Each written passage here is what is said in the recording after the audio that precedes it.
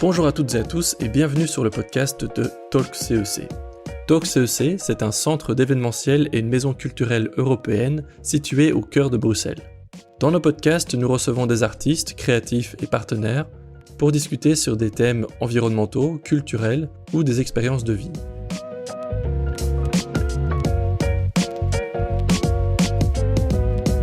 Bonjour et bienvenue dans ce nouvel épisode du podcast de Talk CEC.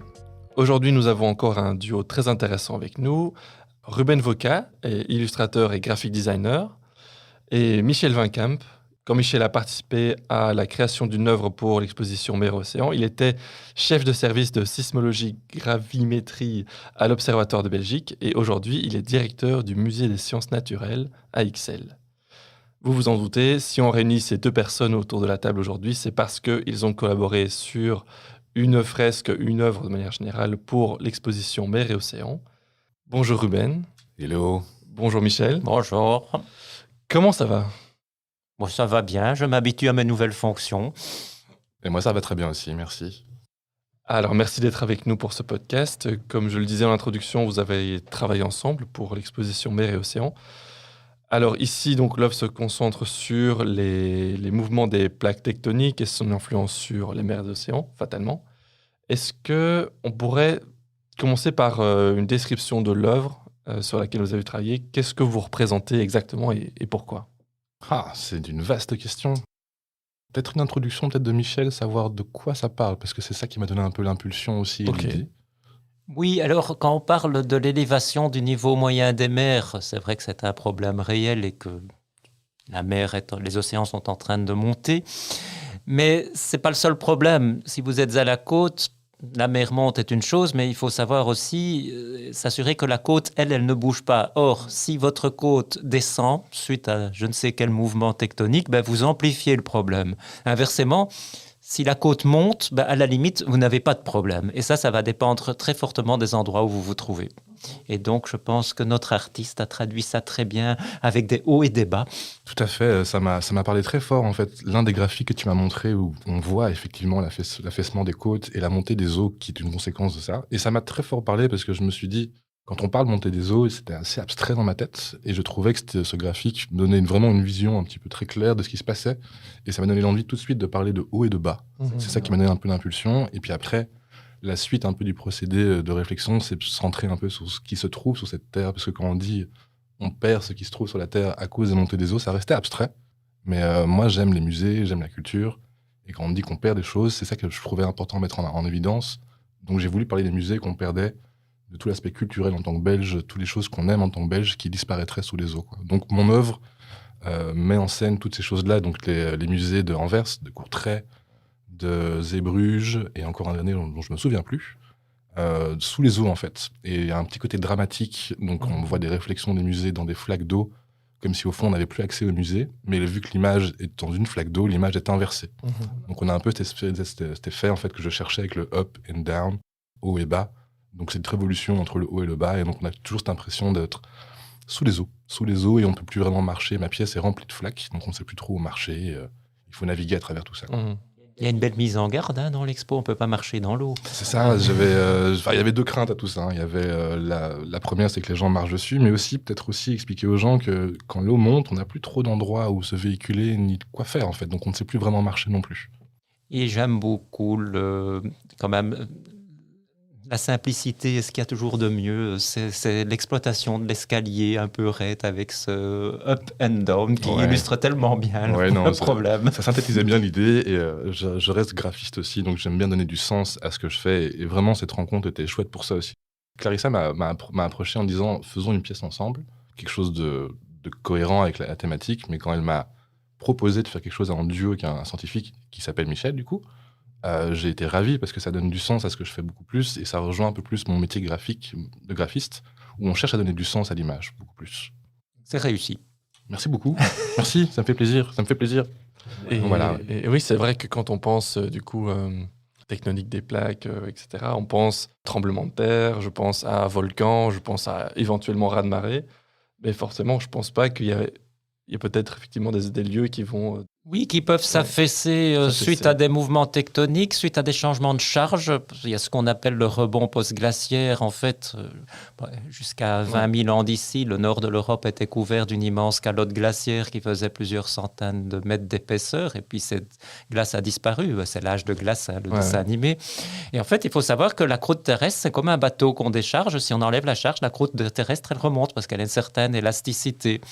Et donc, la Scandinavie, à l'heure où je vous parle, le centre de la Scandinavie remonte encore à la vitesse de 1 cm par an. C'est énorme, c'est 1 mètre par siècle.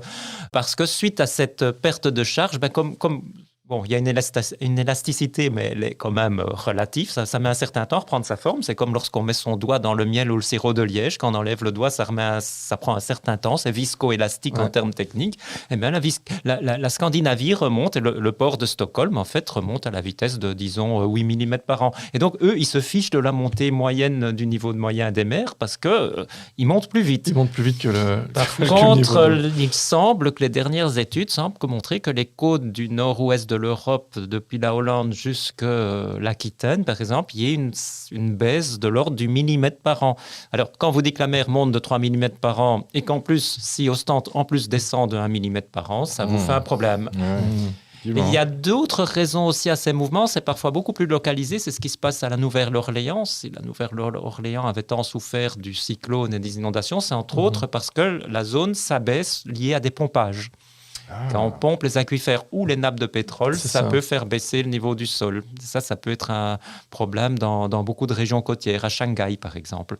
C'est hyper intéressant. Je trouve ça hyper intéressant et ça rejoint très fort un peu ce que je disais au début. Quand on parle des mouvements des plaques tectoniques et des tremblements de terre, je crois que nos références à nous, c'est plutôt tous les films dramatiques, alarmistes, des choses très m'as-tu vu, on va dire ça comme ça. Mais quand tu m'as parlé justement de cette de cette réalité en fait qui est la nôtre en tant que Belge aussi, ça m'a frappé tout de suite. Je me suis dit, ça, c'est un sujet dont j'ai envie de parler, quoi. Et en plus, ça, c'est du lentement, mais sûrement. Ouais, en plus, c'est invisible à l'œil nu. Et ce graphique, qui pour moi était dramatique, quand tu as montré ce graphique, je voyais ma côte descendre. Je fais là, nom de Dieu, quoi. Je veux parler de ça. Je veux parler du petit Belge qui est en train de perdre sa petite côte. Et donc, tous les petits apports bénéfiques qu'il perdrait aussi, quoi. Et alors là, il y a aussi un aspect anthropique dont on ne parle pas beaucoup, mais c'est l'influence que l'homme a là-dessus. J'ai parlé des pompages, mais c'est aussi parfois simplement le poids des infrastructures. Une partie d'Anvers s'enfonce, visiblement liée aux nouvelles infrastructures portuaires. C'est le poids du béton qu'on a rajouté. New York, il y a une étude qui vient de sortir. On pense qu'une partie de l'enfoncement de New York, qui est aussi de l'ordre du millimètre par an, c'est le poids de la ville. C'est parfois aussi simple que ça. Et donc, du coup, c'est quoi il n'y aura pas de solution. Oui, c'est quoi les solutions à court terme ou à long terme? Alors, là où on peut peut-être se rassurer, en tout cas dans le cas d'Anvers, c'est mes collègues de l'Institut royal des sciences naturelles qui travaillent là-dessus, c'est que visiblement le mouvement a tendance à se ralentir. Il y a un tassement qui finit par s'arrêter. Mais néanmoins, il n'en demeure pas moins que la rive gauche d'Anvers s'enfonce à la vitesse de quelques millimètres par an. Peut-être qu'à un certain moment donné, ça va arrêter de s'affaisser parce que ça aura atteint un certain équilibre. Voilà, on aura atteint une certaine compaction. Par contre, à la côte belge, le problème, c'est qu'on ne comprend toujours pas très bien les raisons de ce mouvement. Est-ce que c'est lié au rebond post-glaciaire? On ne sait pas très bien. Ça, c'est encore à l'étude. Mais il n'en demeure pas moins que les gouvernements doivent prendre ça en considération quand ils planifient l'aménagement des côtes ou des ports. C'est certain, ouais. Vaste problème. Ouais, moi, ça m'a tout de suite un petit peu interpellé et je trouve que c'est une problématique qu'on soulève pas tellement, pas beaucoup. Et c'était une chouette rencontre. Moi, j'ai beaucoup aimé cette rencontre avec Michel. Et effectivement, c'est quelque chose dont on ne parle pas beaucoup, peut-être parce que, comme tu disais, on ne va pas mettre ça dans un film, c'est pas assez dramatique, c'est pas assez spectaculaire. Mais au-delà de ça, je trouve justement que ça démystifie très fort le problème aussi. Parce qu'au final, quand je discute avec Michel, je vois que c'est très réaliste comme problème, très actuel aussi. Tu vois, donc quand je vois les trucs américains qui, bam, boum, bim, ça explose, c'est très impressionnant, mais ça raconte pas grand-chose. Ça m'interroge d'ailleurs sur le fait qu'à ma connaissance, je ne connais pas de film catastrophe sur des raz-de-marée causés par des tempêtes comme celle qu'on a eue en 1953, qui, je rappelle, a quand même fait 2000 morts, principalement aux Pays-Bas, mais aussi chez nous et en Angleterre. Je te ferai une liste. C'est souvent des tsunamis ou des météorites, mais là, c'est météo, ce raz-de-marée-là. Ouais, je peux t'en citer quelques-uns, mais c'est souvent une conséquence de quoi. Ouais. Ok, et du coup, s'il y avait un message à retirer, qu'est-ce que ce serait? Il y a un message que j'aime bien, c'est de dire aux gens, payez les artistes tant qu'ils sont en vie. Et ça rejoint un peu mon idée, je crois, à travers cette œuvre d'art, c'est juste de dire, profitez de la culture tant qu'elle est là. profiter de nos petits plaisirs à nous en tant que Belges. Il y a plein de choses qu'on considère comme acquis quand on baigne dedans. Et oui, pour avoir eu l'occasion de m'extirper de ma culture quelquefois pendant longtemps, quand on y retourne, il y a un petit côté un peu plaisir coupable. J'aime bien cette idée de revenir chez moi après un long voyage ou autre chose. Et oui, je savoure toujours autant les petits plaisirs de chez moi. Et donc oui, j'avais envie de parler des choses qu'on chérissait, mais qu'on a tendance peut-être à négliger à force de l'habitude, la familiarité. Et ça, je suis content de te l'entendre dire, parce que maintenant que je suis directeur de l'Institut Royal des Sciences Naturelles, qui comprend le musée connu pour tous ses dinosaures, merci. C'est un rôle, une mission très importante qui m'est confiée, c'est de veiller au maintien et au développement de ce patrimoine que les gens parfois ne connaissent pas ou même méprisent, à faire en sorte que ça vive et le léguer aussi beau que possible, encore plus beau aux générations futures. C'est exactement ça à quoi j'aspire. La culture, c'est tout ce que j'aime, c'est ce qui m'inspire le plus. C'est une envie très forte de transmettre depuis quelques années aussi, quoi. Donc on a envie de faire ça, je crois, à mon échelle, à celle de Michel aussi. Et donc ce partenariat a été chouette pour plein de raisons, et dont celui-là aussi, quoi. Ouais. Revenons-en alors sur ce partenariat, cette collaboration. Comment est-ce que ça s'est passé entre vous, le fait... Tu m'as dit que vous n'étiez même pas vraiment rencontrés, que c'était qu'en visio. C'est la première fois qu'on se voit. C'est vrai. On n'en parle pas, mais c'est la première fois qu'on se voit. Comment s'est passé votre rencontre virtuelle? Michel a un petit mot, peut-être? Je ne sais plus très bien. La première fois, c'était en visio ou par mail? C'était en visio complètement. C'était en visio. Ben oui, j'étais même à La Rochelle, je crois, à ce moment-là. Oui, il me semble que tu n'étais pas encore. Je travaillais avec l'université de La Rochelle. Je pense que j'ai décrit mon travail et on est parti là-dessus. Je confirme, on s'est rencontrés. Je t'ai envoyé un slide ou deux ou quelques documents pour. Un peu plus qu'une slide. Je ne sais plus très bien. Un peu plus. Un petit PDF d'une dizaine de pages, choses comme ça, que j'ai pris le temps d'éplucher et que je n'ai pas tout compris d'ailleurs. C'est pas grave.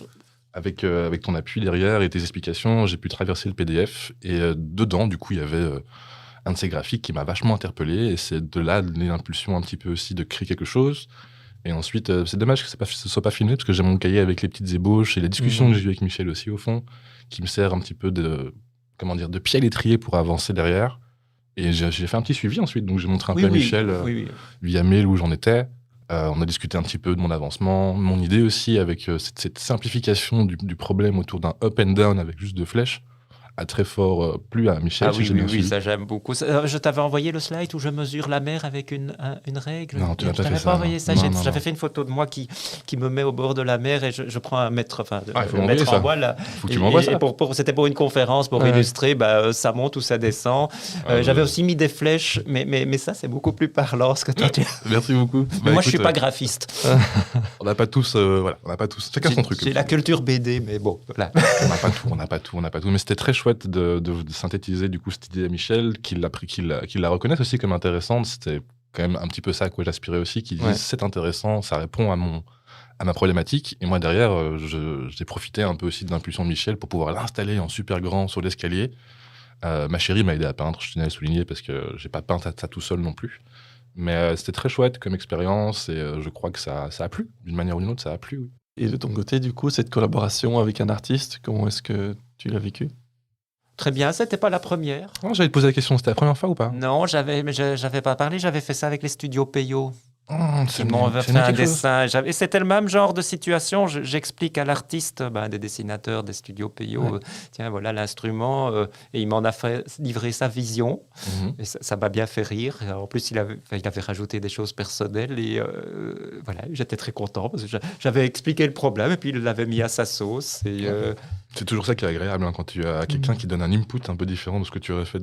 Tu ne l'aurais pas créé toi-même, en fait. C'est un peu ça qui est toujours chouette. Et j'irai plus loin. J'ai quand même une longue carrière maintenant avec les journalistes. Et quand ils prennent un peu le temps de venir filmer ou quoi, par temps en temps, ils me demandent, tiens, mais comment est-ce qu'on filme? Moi, je leur ai toujours répondu, moi, je fais mon métier, je parle, je réponds à vos questions, le reste, c'est votre boulot. Et j'ai parfois des séquences de montage qui sont... Ou même de la façon dont... combien de fois ils sont venus filmer un même lieu qui est une station dans un tunnel. Et à chaque fois, ça donne une séquence différente parce que le réalisateur ou le caméraman a fait un autre montage, des autres prises de vue. Et c'est chaque fois amusant. Et voilà. On ne le referait pas si c'était toujours la même chose. Je crois que c'est un peu ça aussi. Ça reste intéressant de le proposer, de le remonter différemment aussi, ne fût-ce que pour intéresser de nouvelles personnes. Et du coup, dans ce cas-ci, comment ça s'est passé? Je veux dire, tu as vu plusieurs ébauches. Mais Et, ça s'est livré à un one-shot d'ébauche, les crayonnés qui sont peut-être là. Oui, ils sont tous là, c'est dommage. Et ben voilà, j'étais content. Et qu'est-ce que tu as pensé quand tu as visité la pièce en question, l'escalier en question? Ah, j'aurais bien aimé être là, ouais. Voir tes petits yeux s'allumer. Ça me parlait, c'était bien. J'étais content. Il a posé devant le up and down. Oui, ça, voilà. j'ai beau. vu. Beau, très beau. Ah, j'étais très content. Mais de ça, je vais la réutiliser. Ah, moi aussi, t'inquiète pas. Je vais la réutiliser cette photo, ça me fait de la pub. Très chouette, très chouette. Non, D'ailleurs, à la conférence que je dois donner ici le 4 juin, je vais l'utiliser, évidemment. je serai là. Et je montrerai le slide, ma version d'avant et la version... Avec plaisir. Je ne sais pas comment il faut t'appeler, en fait. Comme tu veux. Comme tu veux. Tu peux m'appeler Ruben ou tu peux m'appeler Phil. C'est comme tu préfères. Comme tu veux. C'est quoi, dans l'état civil, c'est quoi, finalement? C'est Philippe. C'est Philippe. État civil, Philippe. Et après, quand on discute entre gens civilisés, je préfère Phil. Phil ou Ruben. Bon, okay. Ruben étant ton nom d'artiste, du coup. C'est ça, Ruben Voca pour le nom complet. Et si tu veux l'historique de tout ça, Ruben, c'était le nom que mon professeur de dessin me donnait à l'époque parce qu'il trouvait que je dessinais comme une machine, ce qui m'a toujours énervé. Et l'autre nom, Voca, c'était la première personne qui m'a appris à faire du graffiti. C'est une forme de double dédicace, dire ça comme ça, tu vois. C'est resté. C'est toujours resté. J'en ai eu d'autres, des petits noms d'artistes. Tu vois pas le rapport Ruben et machine? Rubens dessinait comme une espèce de petite automate un petit peu sec et ça énerve. Enfin, mon prof à l'époque était psychorigide à mort et il disait tu dessines comme une machine, c'est-à-dire que je regarde pas en fait ce que je dessine, mais je le reproduis à l'identique sans mettre d'émotion. Ouais, et ça l'énervait un peu. Donc ouais, on était un petit peu en conflit et après j'ai appris à aimer la critique, quoi. On dit ça comme ça, quoi. Et on est resté en bon terme. Oh. Ouais, difficile le parcours artistique, c'est pas un métier. C'est un métier de passion. Mon travail n'est pas plus simple, scientifique. Quand on rédige des articles, on se fait critiquer par les pairs ou parfois je soumets certaines idées ou présentations à des collègues et ça revient criblé de rouge. La fierté doit toujours... il faut chaque fois surmonter ça. C'est vrai que c'est au fond un exercice assez similaire par rapport à ça. Les critiques, tu les subis constamment aussi, quoi. Ah oui. Oui. Et tu te sens obligé de corriger derrière parce que moi, mes critiques à moi, ça je ne dépend corrige si elles pas. sont fondées, oui, mais souvent elles le sont. Vous dites, ou bien quelqu'un me dit j'ai pas pigé ça, au premier réflexe on a envie de dire quel abruti, il comprend rien à ce que j'écris, puis on réfléchit. Ou tu t'es mal exprimé. C'était peut-être pas si clair que ça. Pas assez clair. Ouais. C'est l'un ou l'autre. Parfois on n'a pas tous les bases pour comprendre ce qui est dit aussi. C'est ça. Peut-être qu'on n'a pas tous effectivement les. Parfois c'est juste mal torché. C'est pas moi qui l'ai dit ça. J'ai pas de problème à le reconnaître. Non, à l'inverse, les critiques artistiques, c'est des goûts et des couleurs en fait. Tu vois, tu peux dire j'aime pas la couleur, j'aime pas la composition, j'aime pas ce que tu proposes en fait visuellement aussi parce que j'aime pas les chiens, j'aime pas les gens tout nus. Ça c'est une critique qui me revient souvent, c'est dessine des gens habillés. Quand tu es nu en général, tu es l'un ou l'autre, sexualisé ou dans un contexte médical. Et moi je proposais juste d'être nu pour être nu, quoi, être beau nu simplement.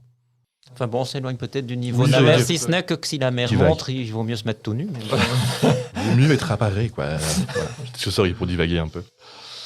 Ok, revenons un peu sur le sujet de la tectonique des plaques au nu artistique, voilà. Ça c'est le titre de l'épisode.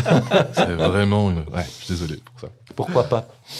Alors, une question que j'aime bien poser, c'est l'utilisation de l'art pour la communication scientifique, car finalement c'est un peu le principe de cette collaboration et de l'exposition dans son ensemble. Du coup, est-ce que vous pensez que cette collaboration pourrait se répéter et véritablement aider à faire passer des messages plus scientifiques à la population avec une méthode, je dirais, plus belle, mais aussi peut-être plus pédagogique dans sa manière? Déjà, la démarche de Talk CEC, c'est vrai que c'est assez original. Au début, je me demandais vraiment dans quoi je m'embarquais. Je me suis dit, allons-y, on verra bien. Moi aussi. J'ai dit à Clarissa, faites votre métier. Moi, je fais ce que vous me dites de faire. Voilà. Et puis, on m'a mis en contact avec le monsieur à côté de moi. Et voilà. Tout y donne. Je pourrais rêver de ça, à chaque fois que j'ai un congrès scientifique, avoir un graphiste ou un artiste qui me fait mes slides. Mais bon, le problème, c'est que je ne suis pas sûr que les budgets de la politique scientifique puissent... il faut quand même rémunérer ces gens-là. Et ça deviendrait quand même des présentations très luxueuses. Je comprends tout à fait. Après, je ne vais pas faire de la pub aux gens, mais je connais des boîtes où tu peux engager des illustrateurs et des graphistes qui font des dessins en live pendant que tu parles. Je sais, ça c'est fait. Incroyable aussi. Ça c'est fait. C'est vrai que j'ai un collègue qui a fait ça en sismologie. J'ai vu le résultat, c'était très chouette. C'est très chouette, ça fait un peu un espèce de doodle comme ça, un peu condensé sur un tableboard, mais ça reste très graphique, c'est très agréable à regarder. le fait que tu aies changé de job récemment, ça illustre que tu avais déjà peut-être ce goût pour l'art et la science en même temps, et ça se réunit maintenant dans ton nouveau J'allais le dire job. aussi, ça. Quand j'ai postulé à l'Institut... C'était une envie de ta part, Oui, non. C'était une envie, je dois mon poste à personne, à part à moi-même, si j'ose dire. Et ce qui m'avait attiré, entre autres, c'était l'aspect musée. Ouais. Bon, l'Observatoire royal de Belgique, on vit un peu refermé sur nous-mêmes. On a bien le planétarium, mais qui est déjà physiquement séparé. L'Observatoire est responsable du planétarium du HSL. Et donc, il n'y avait pas ce contact avec le public. Et ici, aujourd'hui, on est lundi, c'est mon mauvais jour à l'Institut parce que le musée est fermé. Je dis c'est mon mauvais jour parce que moi, je suis tellement content les autres jours de la semaine de voir quand je sors de mon bureau, je suis directement à l'accueil et on voit ces groupes d'enfants enthousiastes, ça fait un peu de bruit. Et je trouve ça vit et on les voit contents. Il y en a même qui m'ont déjà abordé pour me dire spontanément qu'ils trouvaient ça chouette ici. Et quand vous entendez ça, ça vous fait votre journée. Ouais, je comprends. C'est de la transmission, c'est le plaisir de vouloir montrer aux gens ce qu'on fait aussi. C'est très agréable d'avoir des retours positifs, que ce soit des enfants ou autres. Et donc, c'était smooth, ça fait 2 mois. 2 mois, oui. Ouais. Comment ça se passe ? Bien, j'ai été bien accueilli. Je découvre. C'est un gros institut, c'est 400 personnes. C'est 2 fois plus que l'observatoire d'où je viens. On est responsable, les gens ne le savent pas, mais du Belgica, d'où le lien avec la mer aussi. Donc, notre beau navire tout neuf de recherche océanographique. L'avion renifleur, le fameux avion qui vient contrôler les émissions des bateaux qui croisent au large de la côte et qui fait bien d'autres missions. Très vrai. Donc, je suis responsable de ça et c'est passionnant. Il y a le musée et c'est un institut de recherche. Il y a 170 scientifiques qui travaillent. Ça, les gens le savent peu aussi. Et donc, par exemple, on a des points forts en tout ce qui est biodiversité. On travaille énormément là-dessus, aussi en géologie, d'où l'aspect sciences de la Terre qui ne m'était pas étranger. Et aussi le climat. On fait aussi des recherches sur les... Quand on vous parle de dinosaures qui sont morts, c'est de la recherche climatique aussi. Pourquoi sont-ils morts ? Parce qu'il a fait visiblement hiver nucléaire après la chute de la météorite. Voilà. Tout ça, c'est des recherches d'interaction climat-vivant sur lesquelles on a des équipes qui travaillent. En fait, les iguanodons résument toutes les questions que je peux avoir. Quand je me mets sur... Il y a la mezzanine et que je le regarde dans les yeux, je ne peux pas me lasser de faire ça. Chaque fois que je vais dans le musée, je passe par là. C'est les mystères de la vie. Pourquoi est-ce qu'on a eu des animaux pareils ? Et puis ils ont disparu, et puis on a eu autre chose. Et eux-mêmes n'étaient finalement qu'un épisode qui a pourtant duré plusieurs dizaines de millions d'années. Ils ont déjà duré, rien que le règne des iguanodons, c'est plusieurs millions d'années. Ce n'est qu'une espèce de dinosaure finalement épisodique parmi tout le règne des dinosaures. Pourquoi est-ce qu'on a ces animaux ? Pourquoi ont-ils disparu ? Il y a cet aspect, sans doute, vraisemblablement, la météorite et donc ces changements, bouleversements climatiques. Il y a aussi l'aspect géologique. Tiens, ce troupeau est mort à un moment donné. Pourquoi est-ce qu'on les retrouve 300 mètres sous terre dans une mine de charbon ? Qu'est-ce qui s'est passé ? Quels sont les plis tectoniques ? Et tout ça, c'est toutes les questions de tout ce qu'on étudie à l'Institut qui se résument dans le seul regard de cet animal qui vous regarde. Mais ça, c'est peut-être un message que j'aimerais faire transmettre. Moi, quand tu parles, tu me fascines. Moi, j'aime beaucoup ce genre de choses et j'aime encore plus l'histoire, que ce soit l'histoire de l'homme ou l'histoire en général. Moi, j'adore ça. C'est vraiment ce qui me motive de fou dans ce que je dessine, dans ce que je crée, la culture. Donc, je crois que c'est une passerelle intéressante quand tu fais un truc avec un artiste, parce que pour le peu qu'il soit un peu intéressé par ce que tu fais, peut-être que le mélange des deux peut faire quelque chose de très, très vivace, quoi. C'est chouette sur ce mélange des choses et d'avoir envie de transmettre, d'apprendre des choses, quoi qu'il arrive. Je crois que ce soit un musée, un artiste, un musicien, un scientifique. Je crois que c'est des métiers de passion, je crois, quoi qu'il arrive aussi, quoi, fort. Et quand quelqu'un est passionné, tu le sens et il y a une envie d'écoute, il y a une envie de rester là et de s'imprégner un peu de l'imaginaire de l'autre et de ce qu'il a vécu et comment il le transmet aussi. Ouais. Et les scientifiques ne sont pas toujours des bons communicateurs parce qu'on ne peut pas avoir tous les Exactement. talents. Peut-être. Il y a un peu un côté comédien dans nos présentations, à la limite vendeur de voitures. J'en parle d'autant plus librement que je parle de moi-même. Il y a un côté chaud. Et c'est vrai que si les artistes pouvaient aider certains collègues qui ont un peu du mal à s'exprimer, à faire passer leurs idées, ça... Le message est lancé, hein. Le message est lancé. Vraiment, c'est quelque chose, je crois, qui est bénéfique pour tout le monde. J'y vois du sens, fort. Qu'est-ce qu'on pourrait trouver comme mot de la fin ? Je ne sais pas, peut-être dire que c'était une très chouette expérience pour tout le monde, je crois, j'ai l'impression, autant pour le talk que pour nous, et que c'était enrichissant de pouvoir discuter avec des gens qui ne font pas la même chose que nous, et de réussir à trouver un moment un peu convivial autour duquel tout le monde se rassemble autour d'une même idée, je crois. Le talk a besoin de présence artistique. Ouais. Moi, j'avais besoin de donner du sens à ce que je faisais aussi. Et tout le monde y trouve son compte derrière, au final, une seule exposition, 50 artistes, des dizaines de duos d'artistes scientifiques. Et, je crois que c'était une expérience agréable. Oui, et bon, je suis assez étonné de voir ce que dans ces anciens magasins de Mulder, que je connaissais du temps de leur splendeur porcelaine et argenterie, de voir ce que ça a pu donner. Et je dois dire que cette séance radio de ce matin, je dois dire que c'est une expérience tout à fait inédite pour moi et vraiment très chouette. Idem. Ah, merci. C'était chouette, hein Michel. C'était Toujours agréable de discuter avec des gens agréables. Eh ben, parfait, je vous remercie et j'invite bien sûr les auditeurs à vous attarder peut-être sur ces flaques d'eau qui nous rappellent ce qu'on risque Les flaques de d'eau, perdre. les flaques d'eau dramatiques installées dans ma salle à moi, Up and Down, Voilà. en collaboration avec Michel. Et moi, c'est toujours @RubenVoca sur les réseaux sociaux aussi. Merci, au revoir.